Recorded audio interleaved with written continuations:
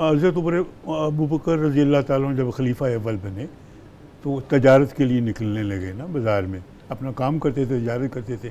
حضرت عمر فاروق نے کہا نہیں، اب تم یہ کام نہیں کرو گے، اب صرف تم نے خلافت کرنی ہے اور مطلب اپنے معاملات کو دیکھنا ہے، سارا وقت جو آپ اس پہ صرف کریں اور اس سے معاوضہ لیں، وہ جو کہتے ہیں خزانے سے وہ آپ اپنا ماہانہ مقرر کریں. وہ تھا. پھر اس کے بعد دوسرے ایک بزرگ جو ان کا نام آتا ہے امام مالک کے ساتھ تھا، ان کو افورڈ کرتے تھے. ایک اور بزرگ تھے سیف، بڑے بزنس کمیونٹی کے تھے. انہوں نے ان کو کہا ہوا تھا کہ آپ دین کی خدمت میں لگے رہیں، دین کے کاموں میں لگے رہیں، دنیا داری چھوڑ دیں، دنیا کے کاموں میں نہ لگیں. اس کو میں افورڈ کروں گا، اللہ نے دیا ہوا ہے. پتہ نہیں وہ کتنے لباس روز یہ بتن کرتے تھے، ہر روز بدلتے تھے. تو انہوں نے امام موتا کی کون سی کتاب ہے، موتا ملک، وہ لکھی انہوں نے اسی دوران وہ افورڈ کر رہے تھے. مجھے ایک تو بات یہ ہو گئی کہ یہ اسی طرح ہی بات ہے. پھر قربان جائیں حضرت عمر فاروق رضی اللہ تعالیٰ عنہ کے، جو انہوں نے معاوضے کی شکل اور وظیفے مقرر کیے. یہ لا ابھی تک بڑی بات یو کے میں عمر لاز کے نام سے، عمر لاز سے یعنی جو بچہ وہاں پیدا ہوتا ہے پتہ نہیں 30 پاؤنڈ کے 300 پاؤنڈ کو ملتے ہیں. یہ مطلب اسی بات کو مد نظر رکھا ہوا ہے کہ بھی یہ کام اس طرح ہونا چاہیے. بالکل. لیکن ہم لوگ اس سے بڑے بہت ہی غافل ہو گئے. میں اپنے جو بڑوں کے اصول تھے، باتیں تھیں، اخلاق تھی، محبت تھی. میں تو اکثر پیشتر یہ کہنا پڑتا ہے کہ دیکھیں حضور صلی اللہ علیہ وسلم نے جتنا زبردست انقلاب اس دنیا میں لے کے آئے، کس طرح لے کے. جی بالکل. خالد صاحب ایک وقفہ ہے دوبارہ. ناظرین کرام، خالد صاحب نے بڑی خوبصورت اس بات کی نشاندہی کی ہے کہ، اور مفتی صاحب نے بھی اس کی وضاحت کر دی ہے، اور کیٹیگوریکلی میں ایک دفعہ پھر اپنے پروگرام میں اس کی وضاحت کر دوں کہ خدمت دین کا جو معاوضہ ہے یہ تو ہمارے اسلاف نے طے کیا ہے، صحابہ نے طے کیا ہے، لیکن وہ اپنا وقت وقف کرنے کا ہے، اپنا وقت وقف کرنے کا معاوضہ ہے.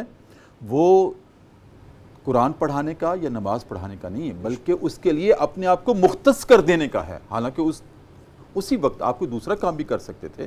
زندگی ہے، اس کے لوازمات ہیں.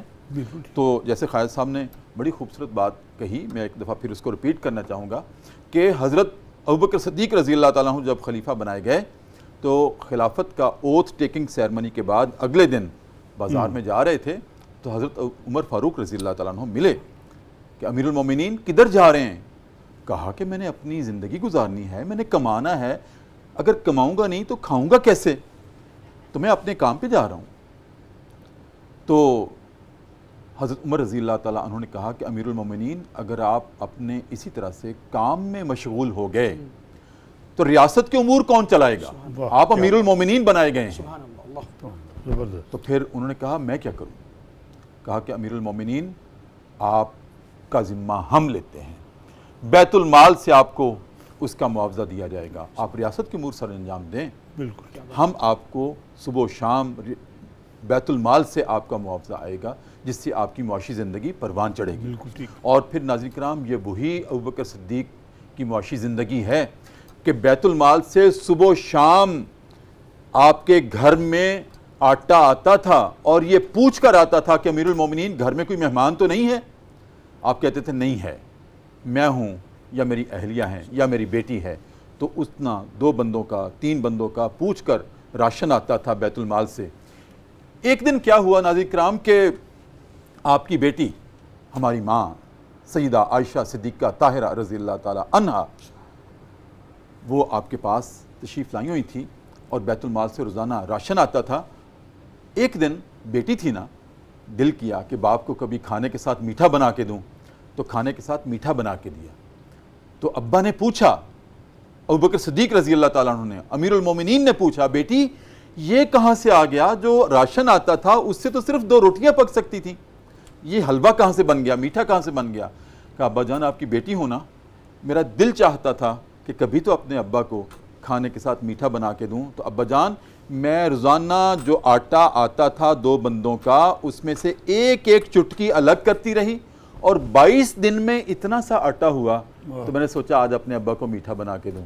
فوراً بیت المال میں حکم جاری کر دیا کہ مجھے جو روزانہ راشن آتا ہے اس میں سے ایک چٹکی آٹا کم کر لیا جائے، کیونکہ اس کے بغیر میرا گزارا ہو رہا تھا. یہ تو بیٹی کی محبت ہے، لیکن جب تک میری رعایا میں بسنے والے ہر شخص کو، میری ریاست میں بسنے والے ہر شخص کو کھانے کے ساتھ میٹھا نصیب نہیں ہوتا، ابو بکر پر حرام ہے۔ بالکل ناظرین کرام، یہ ہے دور سلطنت ہمارا، کہ جس میں امیر المومنین اس وقت تک چین سے میٹھا نہیں کھا رہے جب تک کہ میری رعایا نہیں کھاتی۔